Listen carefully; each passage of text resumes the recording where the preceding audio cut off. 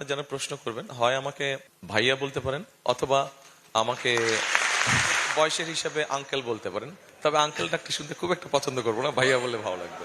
আচ্ছা ভাইয়া, 2020 সালে করোনা টাইমে আমি মাশরুম বিজনেস শুরু করেছিলাম আমার ফ্যামিলিতে, কিন্তু মূলধন স্বল্পতার কারণে আমরা দীর্ঘদিন চালিয়ে যেতে পারি নাই। আমার মতো হাজারো তরুণ আছে যারা শুধুমাত্র জামানতবিহীন যে ঋণের ব্যবস্থা, সেটাতে কিন্তু খুবই জটিলতা, যেটা আমরা বইতে পড়ি, বাট বাস্তবতাটা ভিন্ন।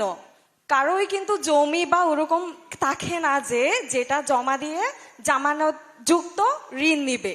সো এই ক্ষেত্রে ভবিষ্যতে উদ্যোক্তাদের সহায়তায় আপনারা যদি নির্বাচিত হন তাহলে কি পদক্ষেপ গ্রহণ করবেন? আমাদের যেটা পরিকল্পনার মধ্যে আছে, হ্যাঁ, আমাদের দেশে ব্যাংক লোনের ক্ষেত্রে অনেক ডিফিকাল্টিজ আছে, খুব সহজে যে ব্যাংক লোন পাওয়া যায় নট দ্যাট। আমরা জিনিসটাকে ইজি করতে চাইছি। আপনার মতো এরকম ছোট ছোট যেই উদ্যোক্তা আছে তারা যাতে কোলাটেরাল যদি দ্বিতীয় হয়,